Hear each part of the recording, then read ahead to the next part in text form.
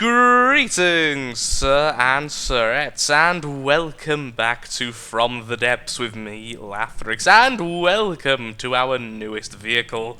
This is, of course, the vehicle we started building in the last episode, or at least at the very end of the last episode, when we had the basic hull. It's starting to take shape now, and I've finally figured out exactly what I want the ship to be, and that is a kind of heavily defensive and, well, not an assistance vehicle per se, but a ship which can stay in the middle of a fight for a long time, stick it out to the very end, and provide some help to its allies. Whilst not being exactly a medic, it certainly has a lot of the compact repair ability of things, the repair tentacles, and so has a great ability to heal things. It also has already a very rudimentary anti-missile system powered by these lovely little spinny blocks. These two don't spin, so I put them in the wrong place, and other things, including, oh, you know, a freaking massive turret. Yes, all these guns on the side are anti-air as well, able to shoot almost directly up from their current location.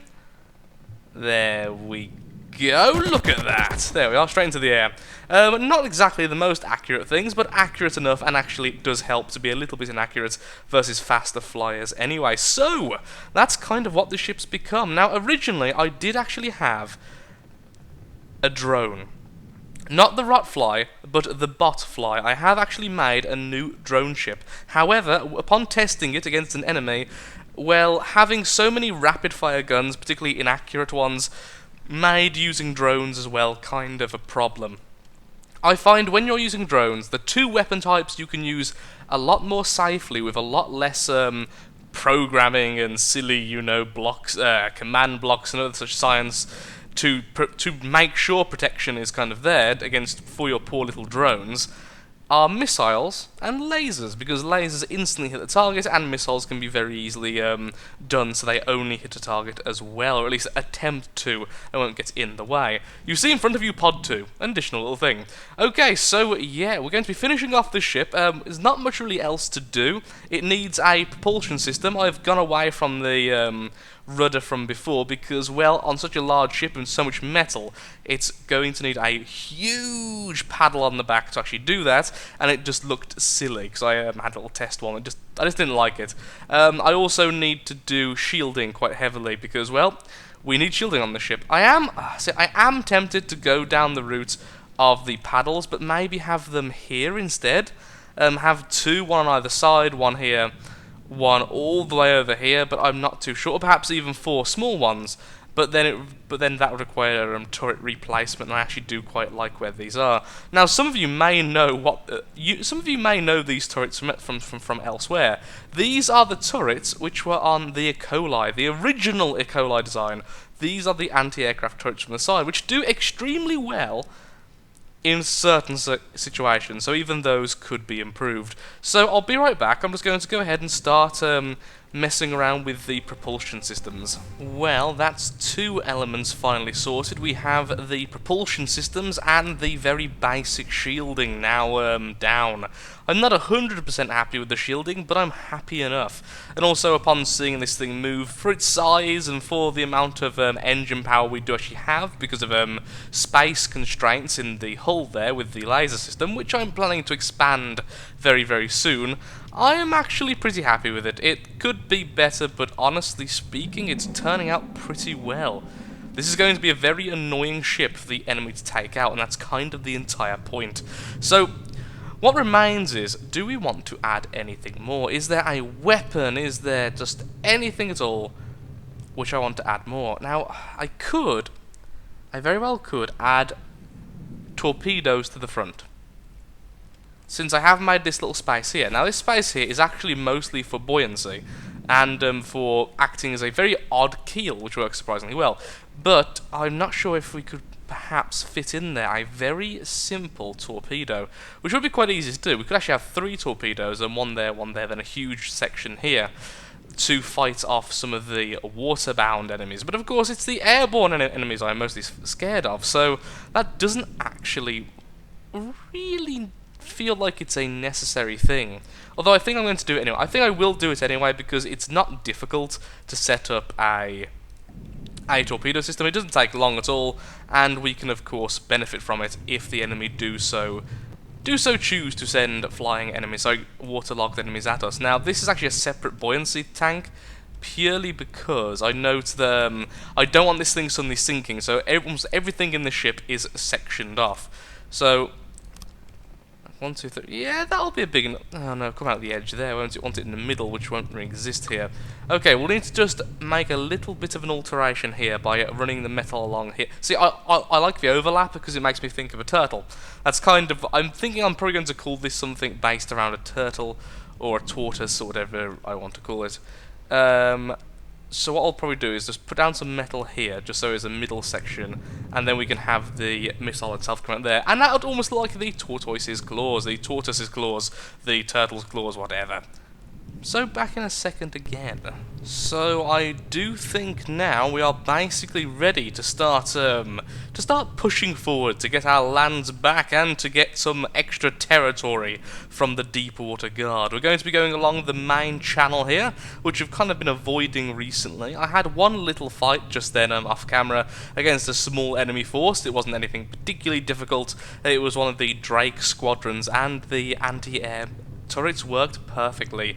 The torpedoes are now all nicely placed, as you can see. They're freaking huge, and there's 2 small ones and 1 on either side as well.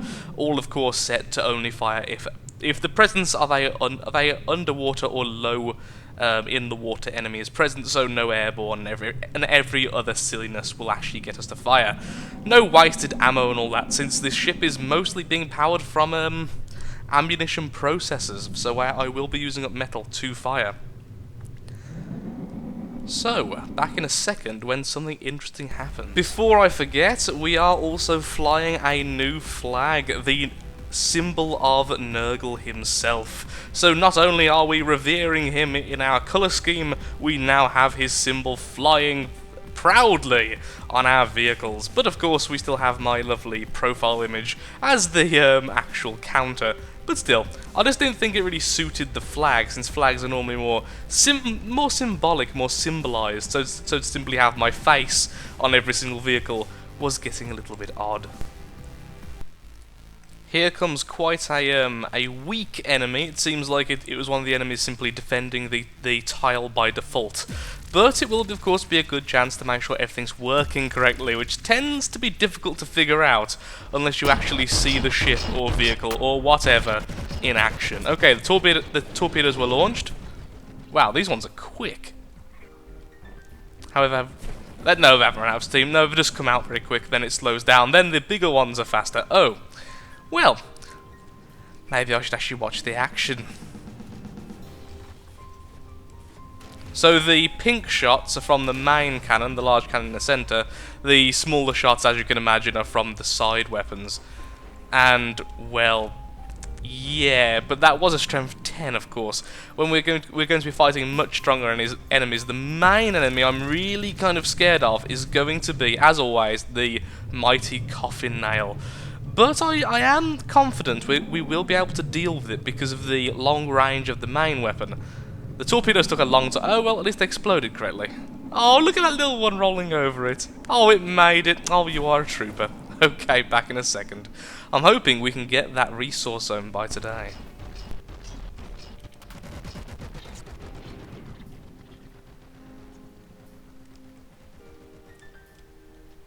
Sadly, another quite easy battle.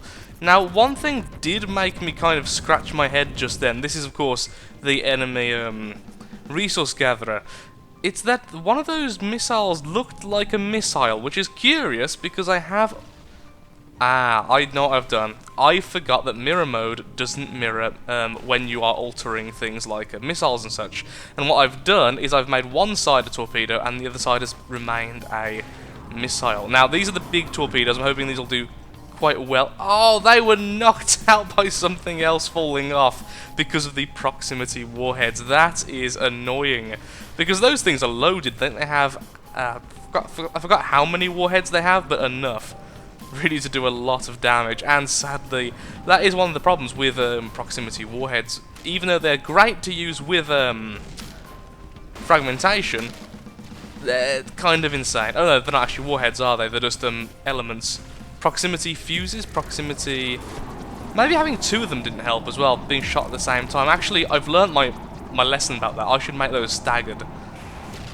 Oh, so many shots come from it, that's the thing. So, of course, we could make the fragments more snipery, but the idea is that as we go back, the angle gets less and less and less, because it'll be further back when it explodes. If it's too accurate, there's a much higher chance of it simply missing the target, so I go back like that. Although I think that may be a bit excessive. Maybe going back in 5s rather than 10s might be better. Okay, so the proximity fuse is fine. What we need to do, though, is shoot them at separate times, so I'm just going to quickly add a staggered fire to the system. Let's put it here. And let's give it a full 5 times delay. And then we'll have a look. I think it's going to be this one. If I have done what I think I've done, I have done what I think I've done. Okay, so let's quickly make this a torpedo, shall we? So what we want is torpedo sonar at the front, torpedo propeller at the back, and we don't need both fuel tanks because of how efficient the propellers are, and we're done. So what I did was I pressed that, expecting the other one to work, and derp-de-herp. Okay, so we've gained control of this. What I'm going to do now is bunker down, get the ship here, and quickly put some resource gatherers on it, and then we're going to wait here until an enemy approaches, because it's been a while since I've actually been attacked. It was just before I started recording today, so it shouldn't be very long until an enemy rears its ugly head. But of course, until then, let's go ahead and get as much resource as possible.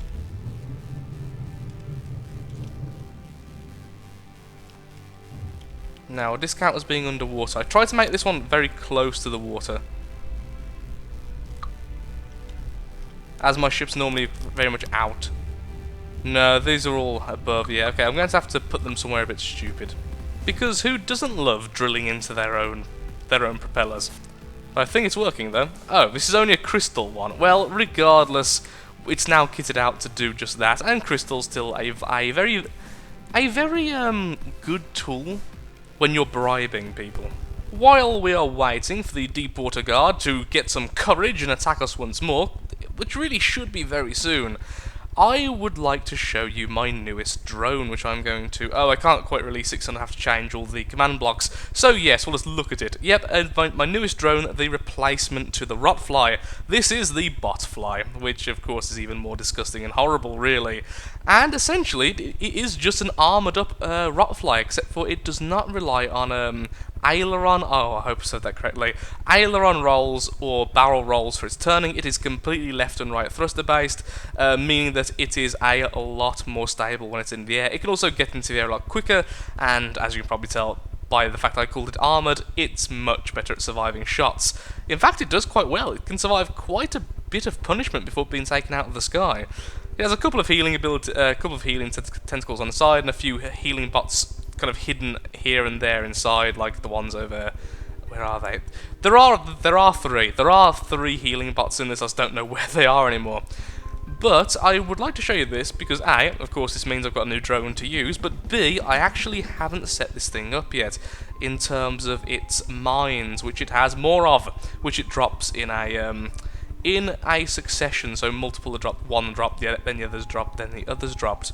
The big problem is, in a test run I had, I noticed one thing, and that was, it was very, very happy to drop mines far too early. Now, obviously, all I've done is I've done this wrong. I've clearly done the whole elevation thing wrong, or perhaps I've done this wrong. So what I'm going to do is just very quickly mess around with this, because I know I've done this right in the past with the Rotfly, so I'm going to compare the two and see exactly where I went wrong with this.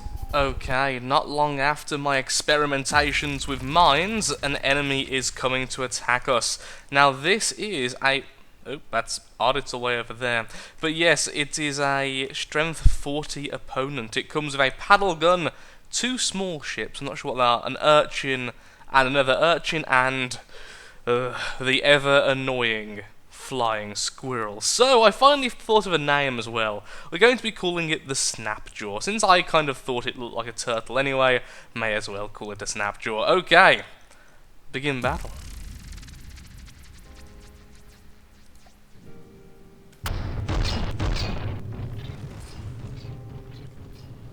Those two turrets just wanted to fire at the side there. Oh, one of the enemies has already been hit with the main shell quite well. I think that's the paddle gun as well. Excellent.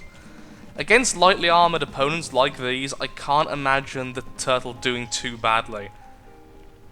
Wow. Flying squirrels, you will never not be annoying. So, the big problem with the side turrets is they simply don't have enough ammo to continuously fire. A few of those did hit us.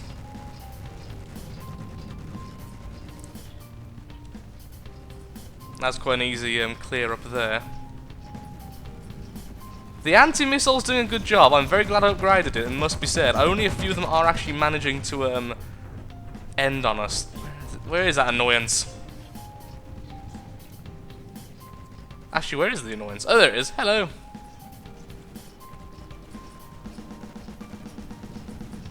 We just need a couple of shots to hit it, and I'm suddenly really wishing we had some very light missiles, or an anti-air laser system, which would be even better.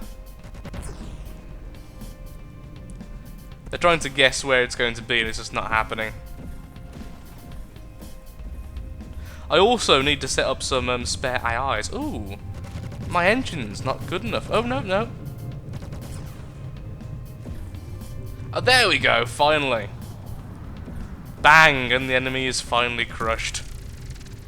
But yeah, not really much of a fight from the enemy. I was hoping from a strength 40 it was going to have perhaps a coffin nail or a barracuda or something of that kind of nature, but sadly only the smaller opponents.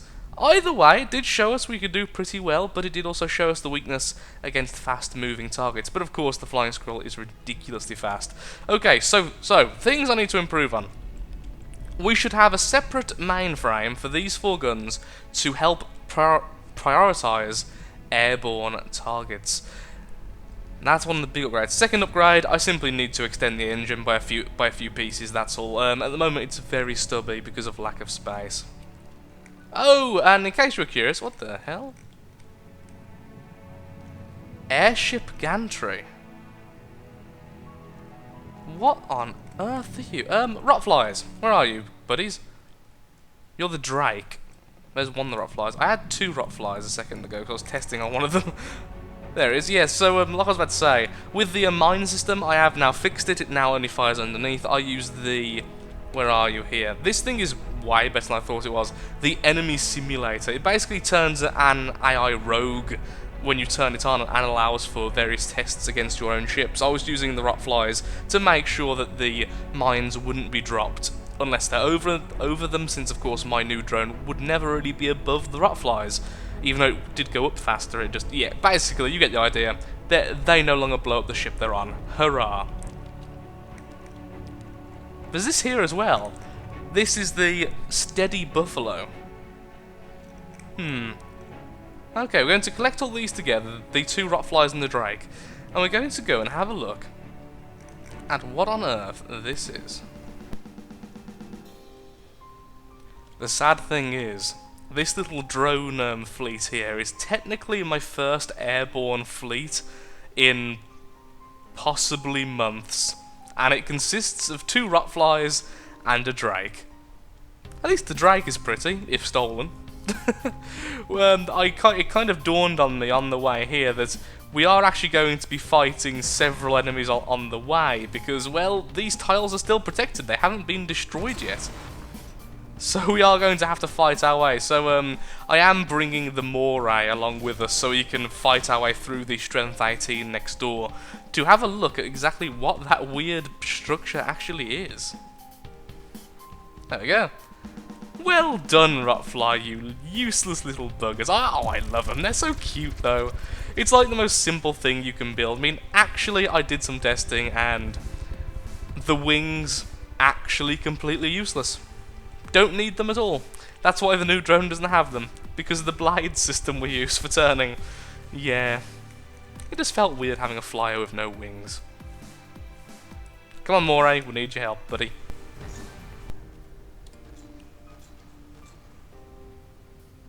Wow. The Scuttle Gun really is one of the most terrifying things the Deepwater Guard can actually throw against you.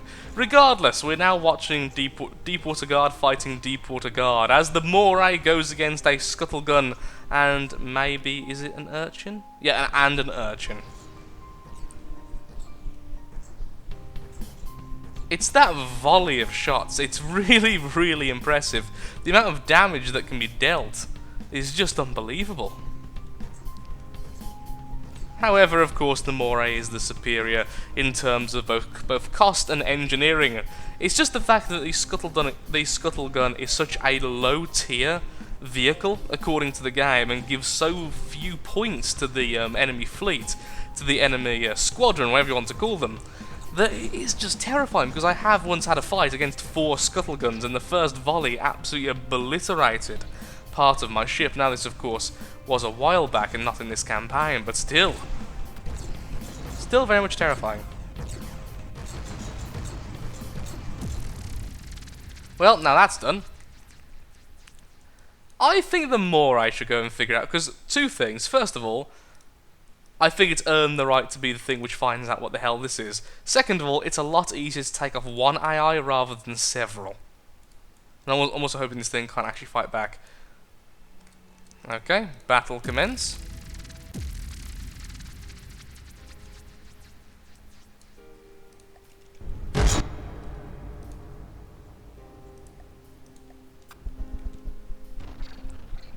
Oh my lord.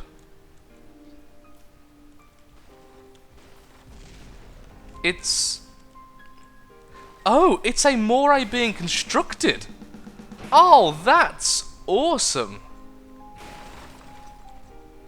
I really should have turned it off. What did I turn it off for? There's like a million ways we could have done that better. Like just turning it on and turning off the combat, whatever. We're going to destroy it now anyway, but that is very impressive. I could take its AI, but honestly, I don't think I'd ever remake it. But that is really cool. I wonder how complete it is. Because I'm honestly thinking, could you make a Moray out of that? If you found this, because obviously it's not fighting back, could you easily convert this into a functional ship? As the Moray flounders in the background, killing its child almost. It's got loads. Look, it's got a little bit of engine here. It's got a bit of Oh, I can't. No, I can't. Moray, turn off. Stop doing that. I can't. I can't destroy that. It's just so good.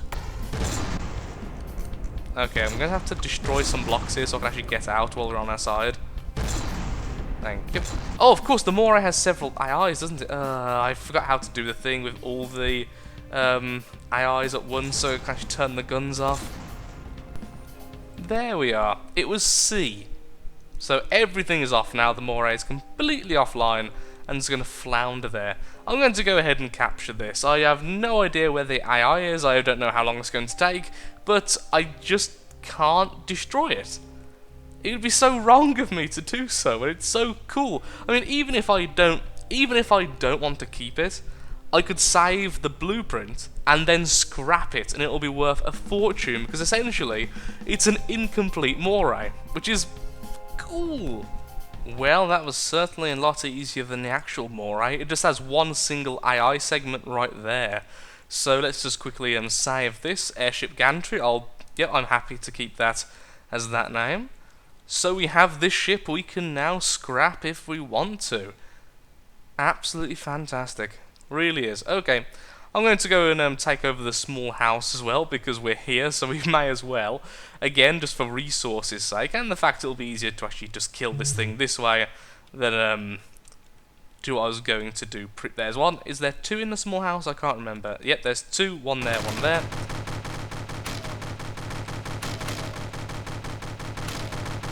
Just jumping, so if it explodes I don't suddenly die. But there we go, there we go. So let's hit this. Piece 1 gone. And piece 2 soon to follow. Come on. Mine? Mine. Ah, there's one more house. Well, there we have it. I've just scrapped our own little village there to get a whopping 310,000 metal total. So that's around about 100,000 plus metal minimum for that little village, which was fantastic considering it couldn't even fight back. We are in a very good position indeed, sir and sirettes. And with that, I'm afraid we have to call it a day. I am all out of time for recording. So thank you so much for watching. If you have enjoyed today's episode, then of course, likes, favourite, shares, comments, all that good stuff helps out me, helps out the channel, and most importantly, shows that From the Depths is a series you wish to see continued in the future. Thank you again for watching. Do take care, and until next time, goodbye.